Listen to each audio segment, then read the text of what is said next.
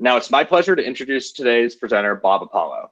He's founders and chief outcomes officer at Inflection Point, where he works with B2B CEOs and sales leaders to accelerate revenue growth through the proven principles of outcome-centric selling. So with that, Bob, welcome. I'm going to hand over your controls. Thank you, Nick. I'm really pleased to be online for another of your great webinars.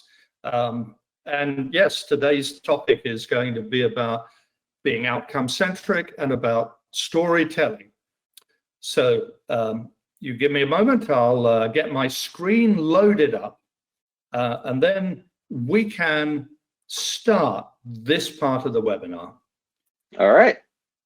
So Nick, I'll ask you to confirm whether or not we've successfully showing the slide. We are successfully showing. Let's get this going. Okay. So so my goal, my objective in all of this is to persuade you of the importance and value of storytelling as an important competence for B2B sales professionals. I think most people would recognize that some of the top performing salespeople are salespeople who've mastered the art of telling stories, telling compelling stories. And I want to convince you today that as well as mastering the art of storytelling, that focusing on your customers' outcomes will make you an even more effective salesperson. So with that in mind, let's start simply by trying to define what we mean by outcomes. And I rather like this explanation. In this dictionary's view, outcomes are changes that follow as the result or the consequence of an action or a situation. So a short definition, but I think one packed with important meaning. It's about change. It's about results or consequences. And it's about those results or consequences being stimulated or being caused by a certain action or a situation. And I'm reminded of a book published many, many years ago, Stephen Covey's The 7 Habits of Highly Effective Salespeople, well, highly effective people.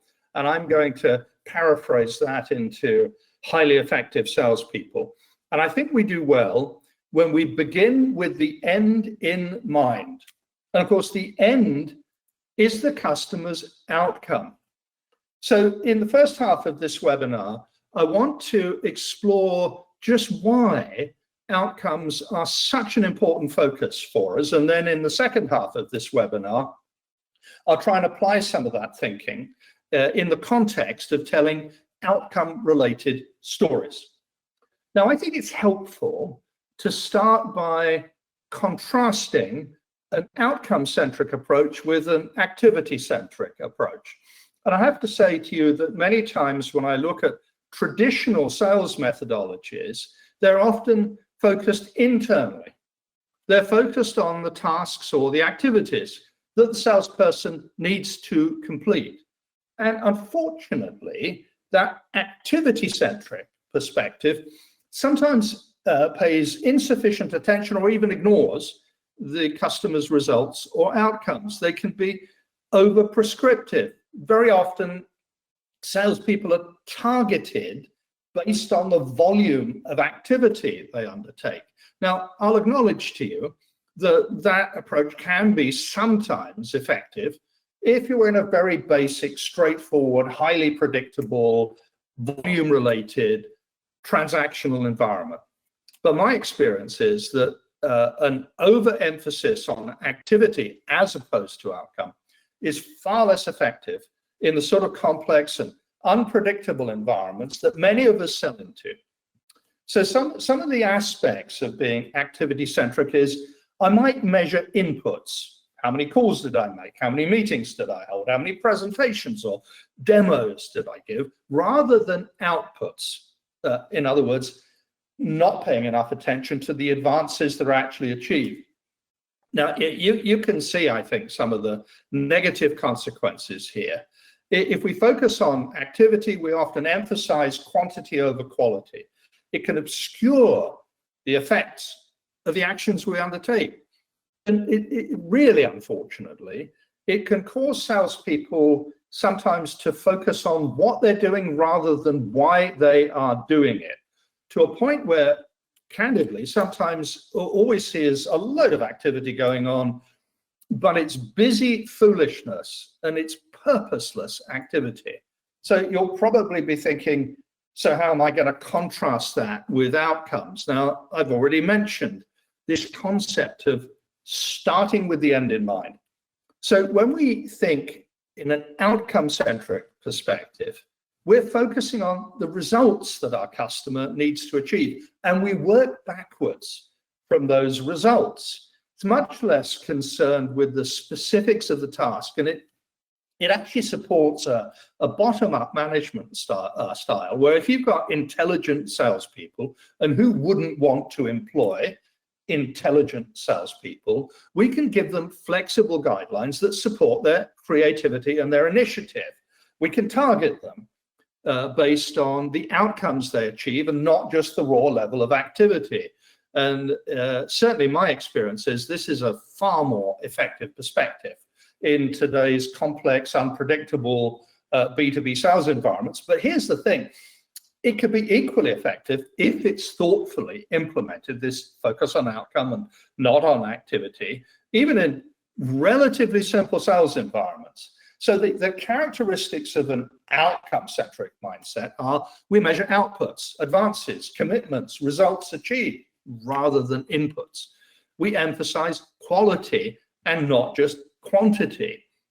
We can reveal the effects of the actions that are being undertaken, and we cause salespeople, if we do this well, to think about why they're doing something and not just on telling them what to do.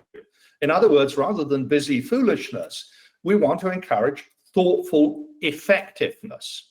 Now, let's explore the concept of outcomes in a little more detail, because I hope that's going to provide a good platform for understanding how we apply storytelling to it.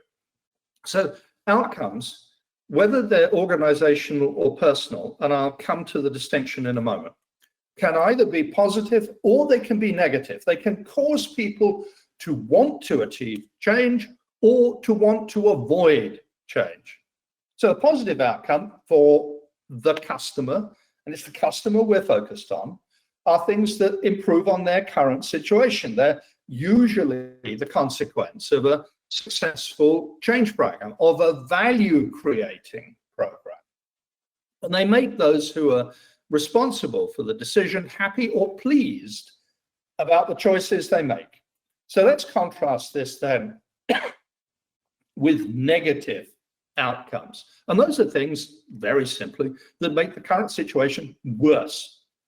They're usually the consequence of either an unsuccessful change program or maybe no decision at all. And they make those who are responsible for that decision unhappy or angry about the choices they make. So putting this into a little more context, when our customers are hopeful about the potential consequences of their decisions and of the outcomes of those decisions, their decision-making is often propelled, and these are phrases that I've been hearing around the media for the past several months, by their fear of missing out. But, and it's a big but, because it comes into focus more often than maybe we'd like. When our customers are concerned about the potential consequences of their decisions and of the likely outcomes, then their decision-making is often restrained. It's held back, not by their fear of messing out, but by their fear of messing up, of making a mistake, of being accountable for something that has failed. Now, when we think about outcomes, it's not just at the company or organizational level. I believe it's helpful, necessary, essential even, to think of positive outcomes from both organizational and personal perspectives. So you might ask, so what's an organizational outcome? Well, it's something that's valuable to the customer's organization as a whole, or to a significant department or business unit within that organization. And these organizational outcomes are typically, they're most powerful when they're related to key corporate priorities or initiatives, or significant company level business performance metrics or indicators. So that's organizational outcomes. But we've also, I believe, got to recognize and take into account that personal outcomes, the perspective, the perception of personal success or failure also plays a tremendously important part in business-to-business decision-making. So a personal outcome is something that's valuable to significant members of the stakeholder community, and particularly the executives who are sponsoring the project, who are putting their necks on the line to justify why the organization should invest. Now here, those personal outcomes are typically related to things like reputation, to the scope for the individuals involved to achieve promotion or advancement, or other key personal performance metrics or indicators. So both tend to be highly important. Organizational outcomes are vital to organizations who are trying to formally justify a decision to change on a logical or a rational basis, whereas personal outcomes are essential to the individual key stakeholders becoming comfortable with a decision to change on an emotional basis. So we've got this combination of logical, rational motivations and emotional motivations, both very important, both capable of being shaped and influenced through the power of storytelling. So let's just spend a moment looking at some examples of, so what might an organizational outcome look like? And remember, that's something that affects the organization as a whole. Well, maybe as a result of a successful change program, the organization becomes recognized as a market leader, reaches its revenue or profit targets, exceeds an important performance indicator, achieves a key strategic objective, and maybe successfully completes a significant transition or transformation. And it should be self-evident, I hope, that why organizational outcomes are important, because if we can show how we contribute to our prospective customers' organization achieving its strategic priorities, both the project we are bidding for and our approach to delivering that project are both much more likely to be approved. So what about examples of personal outcomes? Well, for example, as I've suggested, they impact key stakeholders, key members of the decision and approval team. And that might mean that the key stakeholders' reputation's enhanced, they're promoted, they achieve their own personal KPIs and performance targets, or those of their department. They improve their efficiency and effectiveness. They enhance, and I don't think we can underplay this at all, they enhance their sense of self-worth through that personal outcome being achieved. And, you know, they achieve one of their key personal priorities. And I think the reason why not just thinking about organizational, but about personal outcomes is important, is if we can show how we can help the key stakeholders, the people who are vital to making the decision, the recommendation and the approval, to achieve their personal goals, you know, they're going to be much more likely to support both the project and our approach.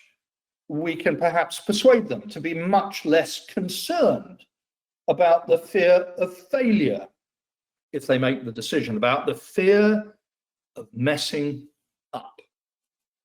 And there's one other element of outcomes which I think is important, and it affects our use of storytelling at appropriate points in the buying cycle.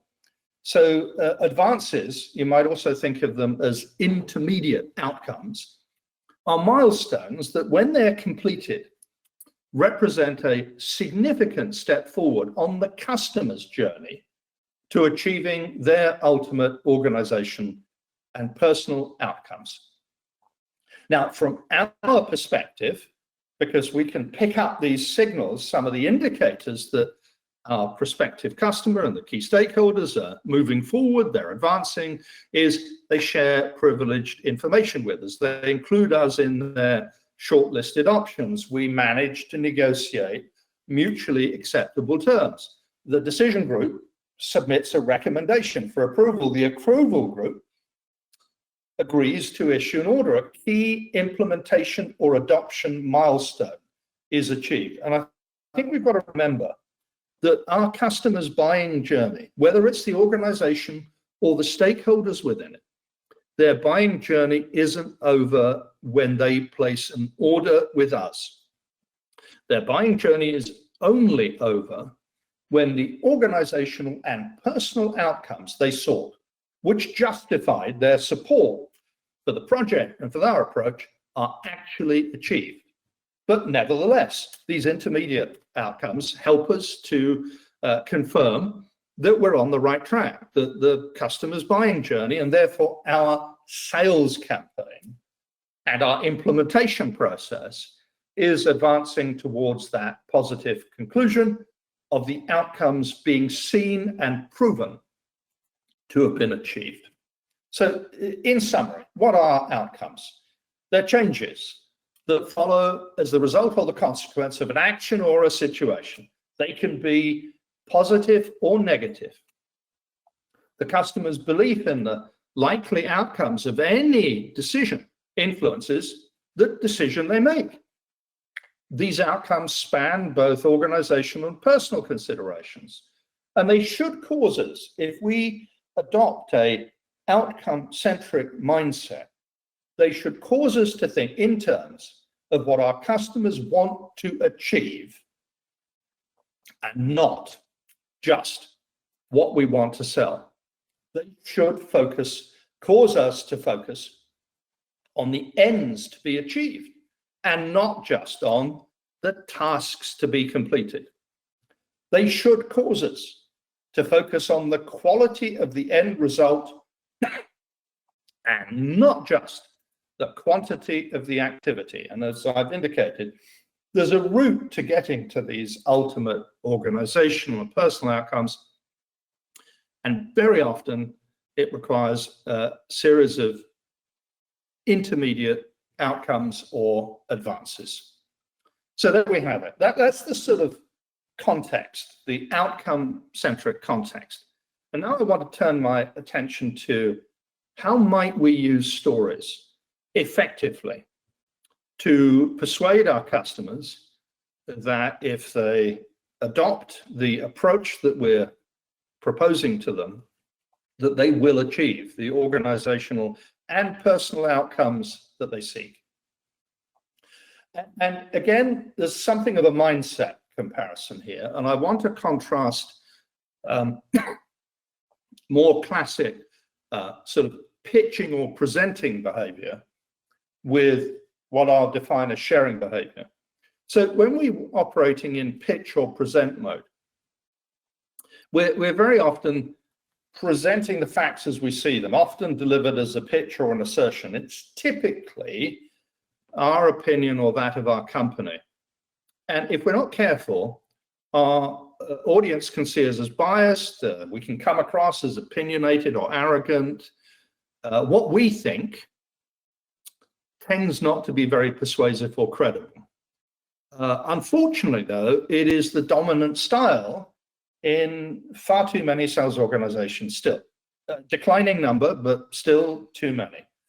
And generally, a pitch and present mode of interaction tends not to be very effective at addressing either the customer's fear of messing out or their fear of messing up. So what about if we choose a sharing or storytelling perspective? Well, our dialogue with the customer then is less about facts about our organization or our product or other things from our perspective, done well and done effectively, sharing and storytelling is about the experiences or opinions of others who our audience regard as credible sources of information, often best delivered as a story or a suggestion, not as a pitch. Focused on outcomes, more conversational than a statement, generally seen by the audience as being much more believable and credible, much less likely to be seen as being biased. And it's the habit, if you observe them, and I'm sure you can see many, perhaps today or in your career, top performing salespeople tend to be really adept storytellers. And the art of storytelling is generally far more effective than pitching at addressing both FOMO and FOMO. So let's now get into the detail of it, of anecdotes and of insights. So anecdotes are the sort of short stories that can be highly effective in communicating information and initiating a dialogue. So I rather like this simple definition of an anecdote as a story with a point. The fact that it's got a point is important. It's not just a meandering stream of consciousness. That reveals a truth that is more general, more widely applicable than the tale or the story itself. And the good news is that story does not have to reflect the personal experience of the storyteller. It can reflect the pooled experience of all of your colleagues in your organization and beyond, and of your customers. And it's much more effective, obviously, when the listener can relate to the situation that's being described. So we need to choose stories that are likely to resonate with our intended audience. And then the sort of the partner of anecdotes, the complement of anecdotes, are insights. And sometimes they don't have to follow a story format, and I'll be sharing a simple story structure with you in a moment. But insights are about communicating a sudden understanding of a complicated problem or solution, as if the lights go on. And they are, if well used, ideas or facts that cause our customer to think differently, to look at things from a different perspective or vantage point. And they're most credible when they come from a reputable source. And very often that reputable source isn't us or our company, it's a trusted third party that the listener believes to have their interests at heart and to be somewhat neutral about these things. Now, some anecdotes are far more effective than others. And in his book, 7 Stories That Every Salesperson Must Tell by Mike Adams, it's a very good read that if you haven't come across, I commend to you. He identified 5 essential aspects of a good anecdote. The first is there needs to be some sort of sequence of events, a passage over time. Otherwise, it doesn't really count as a story.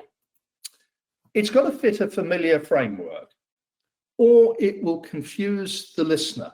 So the structure needs to be familiar. It's got to be interesting, but also, I'd suggest to you, it's got to be unpredictable. They've got to emerge from having listened to our story, thinking, oh, that introduced an idea to me that, maybe I wasn't aware of or didn't regard as important, but I now do.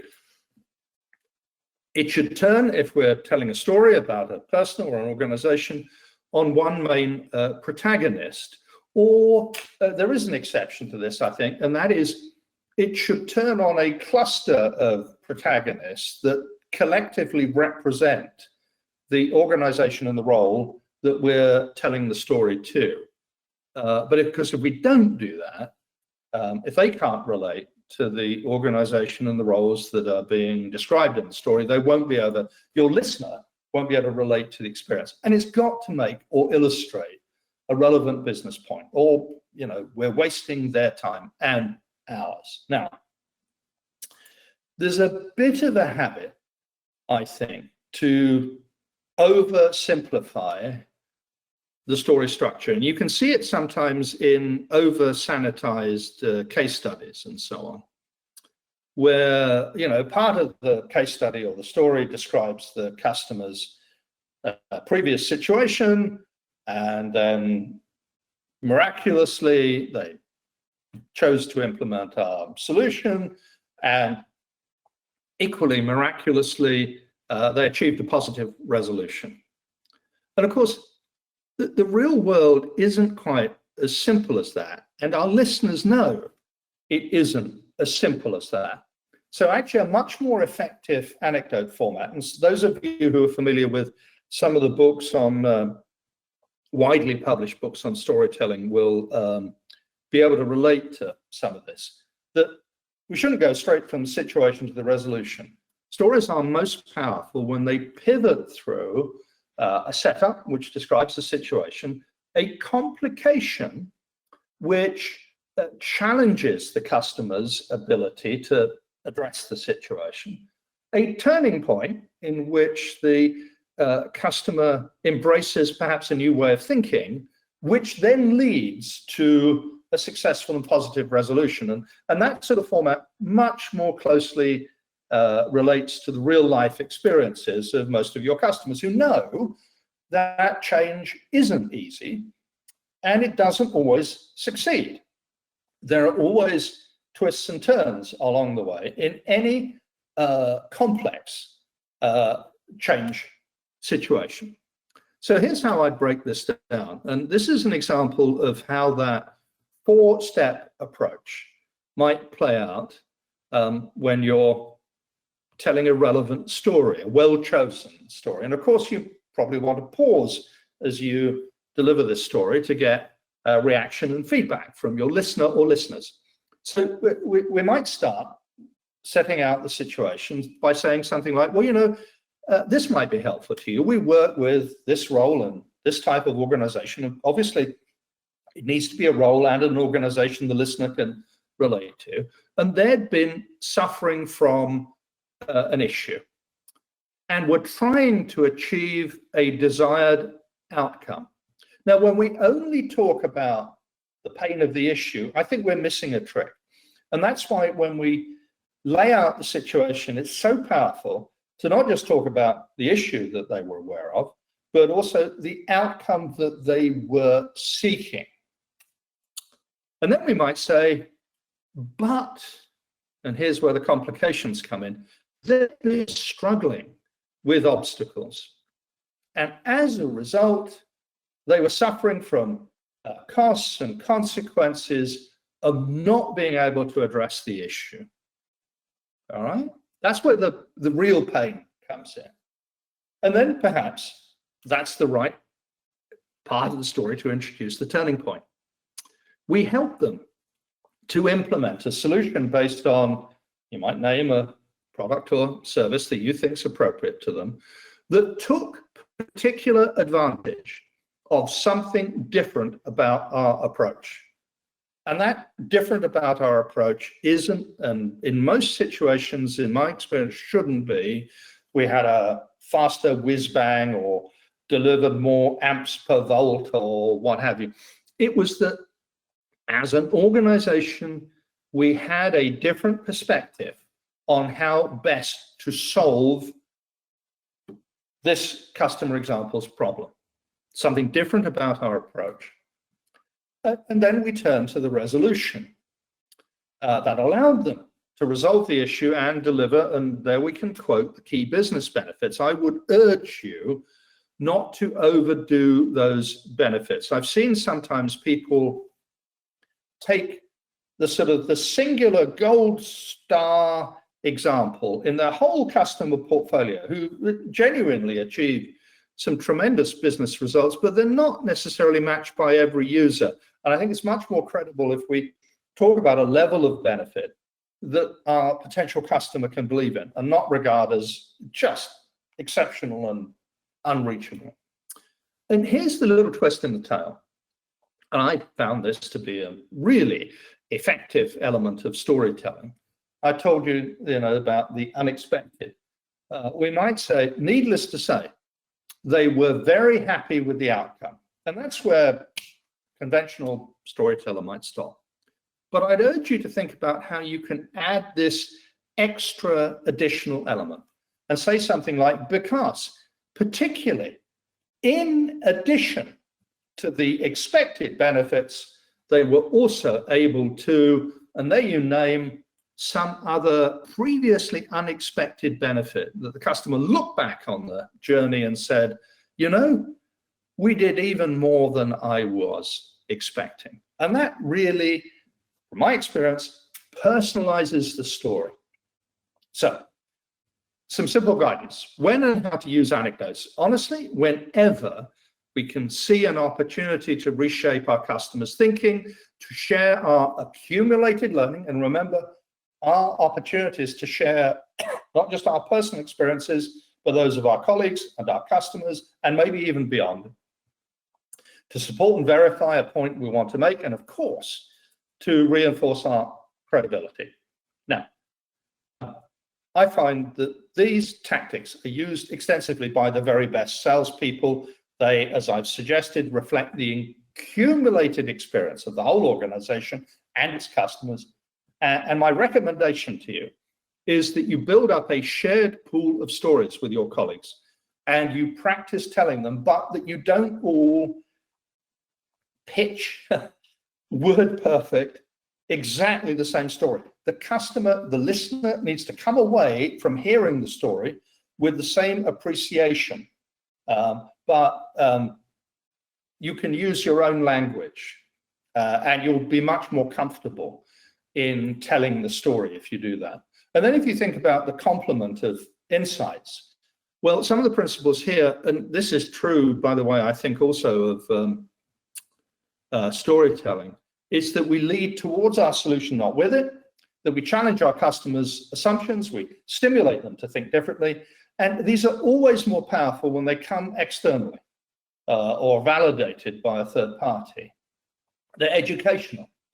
They can highlight the impact of key trigger events or changes or tripping points. Of course, they can position us as experts and trusted advisors to help our customer to recognize for themselves the potential cost of inaction and their vision of their future solution, and contrast that with their current situation and their future aspirations. But of course, again, the story we choose to tell should be relevant and aligned to the current phase of our customer's buying journey. And again, using insights is pretty similar to using anecdotes. Whenever we see an opportunity to reshape thinking, to share information, whenever a third-party reference could support our message, or whenever we've got a key point to make. And I want to give you some guidance, and I've ringed the first one because I think it's really important. This world is full, and ChatGPT is not actually doing much to reduce it. In fact, if anything, it's amplifying it. There's a bunch of things labeled as insights that actually don't offer a fresh perspective at all. They simply regurgitate things that the customer could have heard or found in many different places. So we must always think of our insight as having to deliver a fresh perspective, to lead the customer towards our position. And the encouraging thing, if we master this, we master anecdotes and stories and insights, is that the executives we're trying to sell to, I think this is an underestimate, by the way, regard business insights as 4 times more valuable than product information. And again, no surprise, widely used by top performing salespeople. Now we need to back up what we say with evidence. Lack of decision confidence, we'll touch on this in just a moment, is one of the reasons why late stage opportunities fail to close. Customers want evidence, they want proof, they want personally to feel that they're going to achieve their objectives and we're not going to let them down. And the larger the commitment, the more important the evidence. Tangible evidence can be really powerful. So it's a combination of insights and anecdotes and tangible evidence, being combined, can achieve the sort of compelling dialogue that we're looking for. Let's make sure we do it throughout the sales cycle and not as a last-minute panic effort when we realize the customer's actually not in the same place that we thought they were. So, quick reminder, positive and negative outcomes. Positive outcomes help to drive the prospect of a decision because the customer thinks, well, you know, if I don't do this, I'm not going to achieve the positive outcome and I might miss out. But equally important are this concept of negative outcomes. And if our customer is in any way concerned about the consequence of their decision and the likely outcomes, and particularly on the impact of their reputation, their decision-making is going to be restrained by their fear of messing up.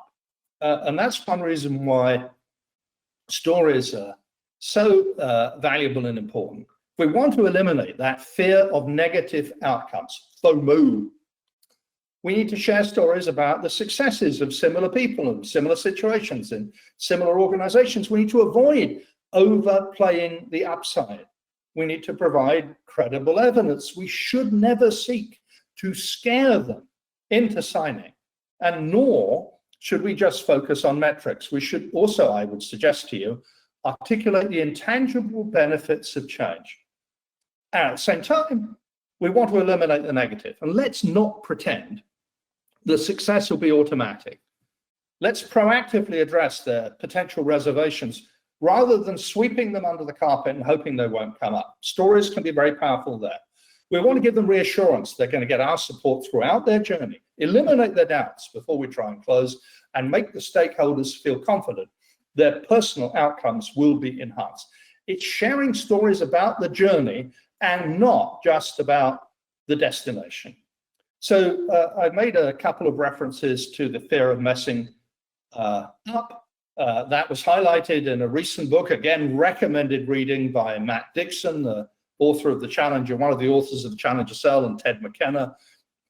And we need to bear in mind that our customers' fear of making a mistake, that bad things might happen if they choose to do something, is much more powerful than the customer's fear that they'll lose out if they don't do anything. All the psychology demonstrates this. And that's one reason why so many well-qualified opportunities end up sticking with the status quo as the lowest risk option. So compelling insights, anecdotes, evidence, outcome-based, deliver in the form of credible stories are our most powerful weapon. So let me try and wrap up. Our customers seek to achieve positive outcomes and also to avoid negative outcomes. Those outcomes they matter at the organization, the individual level. Fear of missing out, FOMO, may drive decisions forward. Fear of messing up, FOMO, will hold decisions back. And our customers' outcomes are achieved through advances.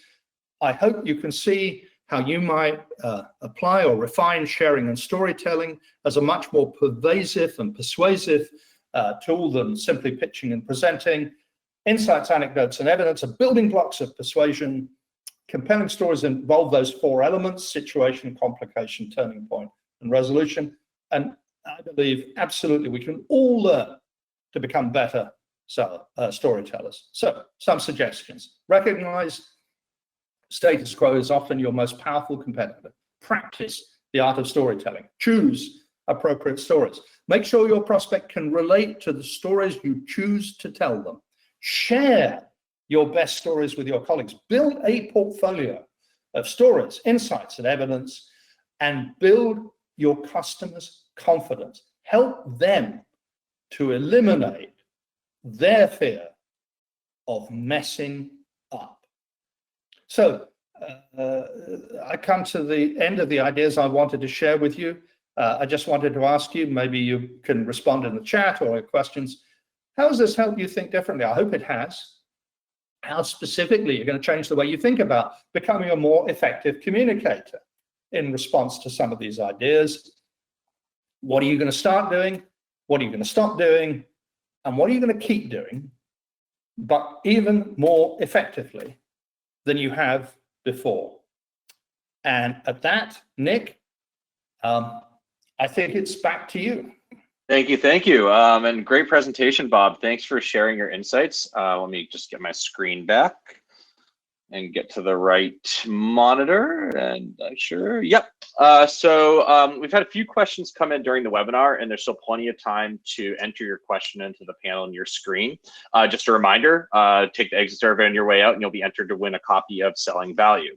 Now, as to give people time to enter a couple questions, just a couple quick words about Leverage Point.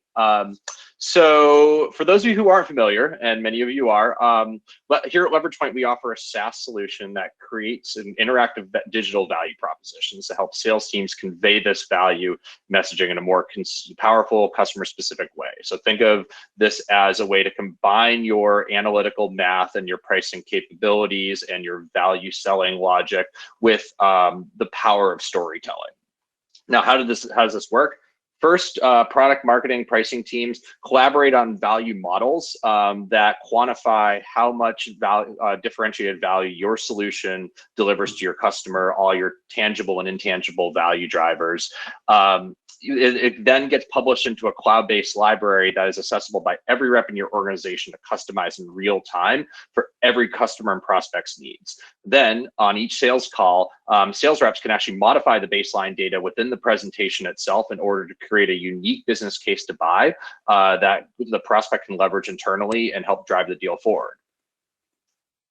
Now, this can be used throughout the sales cycle. So early on in the sales process, it can be used in call prep and building sales confidence, qualifying opportunities. Then towards the middle of the sales process, value propositions provide customer value analyses that help provide an important consultative selling tool as you navigate management and get to decision makers. And then finally, later on in the sales process, when it comes time to close the deal, you've collaborated on a shared business case to buy that the prospect can then go leverage internally to help navigate finance, procurement, executive sign-off. And we even have many customers that use this in post-sale as well to help drive renewals and upgrades throughout the customer life cycle. Now, throughout this process, who wins? Well, everyone does, really. Because our value propositions can be downloaded directly, linked to an opportunity in Salesforce, downloaded as a PDF or PowerPoint. It's a personalized leave behind that is the result of a collaborative value selling effort. We find that our clients achieve 5 to 15% higher close rates and 5 to 25% higher prices, as well as dramatically reduced sales cycles when using Leverage Point value propositions. So if anyone wants to capture kind of the storytelling element in your value selling process, feel free to reach out to us. You can leave a note in the exit survey and we can set up a custom demo for you. Now it's time for the Q&A. So Bob, you ready? I'm ready, Nick. All right, let's kick this off. So do you see any behaviors when working with clients that that salespeople consider to be outcome-centric, but they're actually activity-centric? I point to that slide earlier on where you want to move towards the former away from the latter. Right.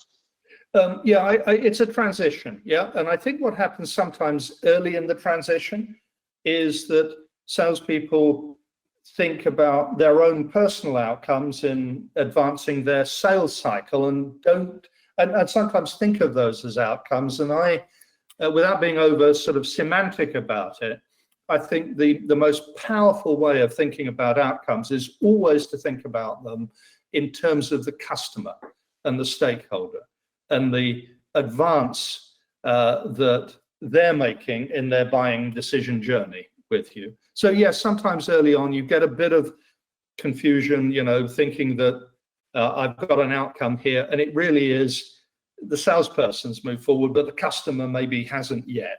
That's the discipline I'd recommend that people adopt. Makes sense. Here's a good one that just flew in. So how do we make the skill set scale in an organization? So many of our customers, you know, are part of large enterprises where driving change is, you know, often steering a big ship. This person commented an oral story is different than a written story. So in your opinion, where do you believe most case studies fall short given your framework? Yeah, I think oral stories and written stories have complementary roles. So typically a published case study would be, a formally written case study. And I think any of us who've tried to get those published know how challenging it can be to get customer approval for them. And sometimes the act of getting approval and getting sign off from their PR or their HR dilutes the story a bit. So I would always seek to maintain the structure I've laid out, even if we're writing the story. There's an evolution journey. But one of the great advantages of anecdotes is we can tell them in a way which is somewhat more animated than a written story. And I'd always want to combine the two. Maybe if I was using a formalized written case study, I'd want to complement it with some anecdotes. Now, if we're selling into big organizations, I think one of the challenges, if I picked up the concern accurately, and I might not have done, is we might want to equip our champion within that organization to also be capable of not just presenting our solution in terms of the facts, but also in terms of appropriate anecdotes that other members of the decision-making group or the approval group can relate to. That's exactly right, and we that's something we talk about a lot through our platform as well, given the exportable nature and kind of collaborating on a business case. But I want to hone in on your comment on oral storytelling, giving a bit more color to that. In your opinion, does that offer the opportunity to say white label stories or give kind of sharper building blocks that might not be case study length, but might be kind of smaller wins? It can do. It might allow you to be a little more generic in your storytelling, reflecting the collective experience of maybe a group of different customers. You're still conveying experiences, shared experiences, and so on. But yeah, sometimes some of the most powerful stories can be the collective feedback that we get. Customers told us this, they shared their struggles with that, and so on. And sometimes our customers will not want their brand to be bandied about, whether in a printed case study or in an anecdote. And yes, I'm not sure whether that's what you meant by white labeling quite, but we can anonymize the story a little bit. And very often the customer, the recipient, the listener, is capable of coming to their own conclusions as to what we might be talking about or who we might be talking about. It's another element in the toolbox. Yeah, and it's a great comment on aggregating as well, because the collective knowledge typically can strengthen that. So in terms of the timing around this, so you mentioned you showed up a slide about the storytelling cycle. When is the best time to convey positive impacts, and is it different than the best time to convey negative impacts? I mean, it requires a certain skill, right? There's not let's say, a fixed formula on this, but most of the work that's been done recently suggests that at the start and towards the middle of a buying cycle, customers are looking for reasons to change, and sometimes those are the stories about here are the positive benefits. Sometimes those are stories about if you don't do this, bad things could happen. Let's say there's a risk or what have you. But that as the buying journey evolves, that individually and collectively, the decision makers become more concerned about avoiding making a bad decision. So again, I think you'd choose some different stories. Maybe you'd choose a story about an organization that also had reservations, wasn't sure, had trepidation about moving forward, but that as a result of the collaboration you had with them and their trust in your ability to make sure that you hold their hand through the process, that you can eliminate some of that fear of messing up. So I don't think it's as simple as positive stories at the start, negative at the end, or vice versa. It's simply choosing an appropriate vehicle for making the point and communicating both logic and emotion to our customer. Great. So next one, this is an interesting one, and it ties to something a lot of people are talking about. But do you have any thoughts or examples, and you may not, on how ChatGPT is impacting storytelling? Well, and I've used it myself. I think it's a useful productivity tool. There's no doubt about that, and that. Most of the advice I've been given by others who are using it, and my own experience, is don't think of it as something to automate what you do, but to perhaps give you some fresh perspectives on this, to polish, to maybe introduce some ideas that you wouldn't have thought of. But I think at the end of the day, and sometimes ChatGPT delivers this and sometimes it doesn't, if you really want your story to land, you've got to be communicating a different insight from the one they'll hear from everybody else. Mm-hmm. Yeah. Yep, that makes sense. And I think the reading I've done from the marketing perspective of ChatGPT is it's definitely an assistive technology in order to enhance your output rather than a replacement, especially at this point. And the quality of help it delivers depends tremendously on how well you brief it in the first place. I think that's great advice. So that's maybe an interesting topic for the future, because I think we're hearing a lot about that. This is a good one on timing from a different perspective. Do you have any insight on the recommended length of time for stories, individual stories and anecdotes? So maybe word length or time length. Yeah, you want to make sure that your customer's eyes are not gelling, all the, and if you can't monitor their pulse. I think generally the really short stories tend not to have an impact. It was a bit like that vision that I gave, you have a situation and a solution. So I think you need to invest enough time for there to be a journey that you're sharing with the listener. But that is a matter of, I don't know, a small number of minutes rather than a half hour, full on, let me tell you the entire story. I think one of the tricks is trying to distill a powerful story down to a, I don't know, minute, 2 minutes, 3 minutes, what have you, which leaves the customer wanting to hear more. So tell me, how did they do that? Tell me, what were their experiences? So I think it's wrong to think of a story as it's sort of in a container, if you like. I think you can tell a short and powerful story knowing that if it really hits the mark, your customer's going to come back curious and say, well, can you tell me a little bit more about what they experienced or the journey they went on? And you need to be prepared for that. I think that's a really important lesson. It's not just, I've got a story, I've got to tell it. It's kind of, so what does telling of that story stimulate? In terms of what an interested customer might want to learn next.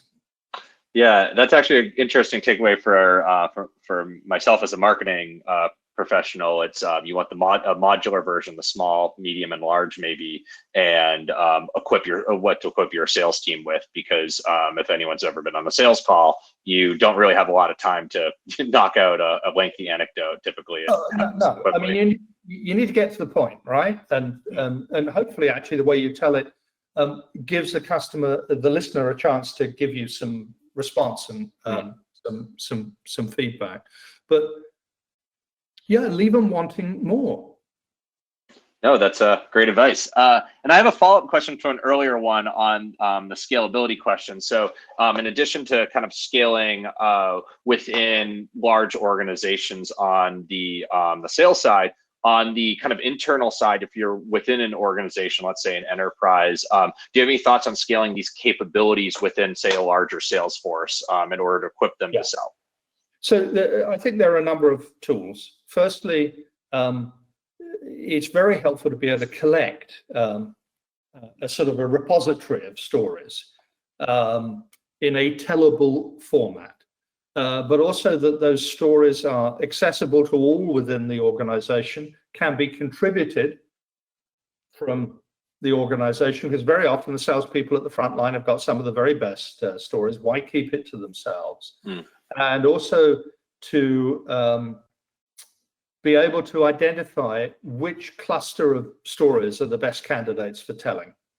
You know, the situation, the product line, the environment, what have you. So that's one element. I think the second is strongly encourage practice at this. And you know, where I've seen organizations willing to invest, and it doesn't have to be a huge amount of time, just, you know, short, regular story swapping sessions, the salespeople can learn a tremendous amount from that, you know, from listening to other salespeople's stories, how they tell them, and so on, and really build up the sort of collective skill set of the whole organization.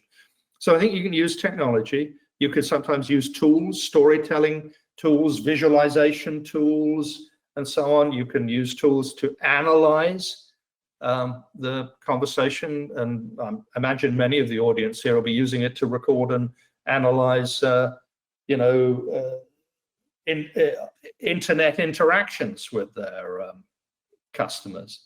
So there's a few potential building blocks, and sometimes we talked about this earlier. It could be very analog. Just get some stories out there in the field of view of people, and so they can remind themselves.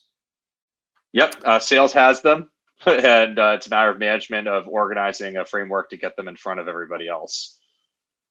Because most organizations will have some good storytellers in there. I think it's a tremendous waste that those individuals, what those individuals have learned works, isn't shared as effectively as it could be, given how valuable an outcome-centric storytelling strategy can be for an organization.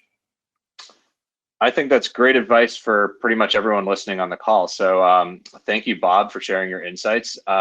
So I think that's all the time we have today for questions. If you have anything that you'd like to ask either Leverage Point, or if you'd like to ask Bob, feel free to leave them in our exit survey, and we can, you know, follow up with you individually with anything you'd like to hear. Moving on to next month's webinar, we've got an exciting one. So we're going to be joined by Todd Snellgrove, and he's going to be sharing an interesting session on best practices and calculating presenting value delivered for B2B industrial companies. So there's a lot of trends like smart factories, IoT, a shift away from pure solution products towards solutions and services. So if you're manufacturing med devices, chemicals, or anything that makes anything, this should be a really interesting session. So make sure you pre-register in the exit survey.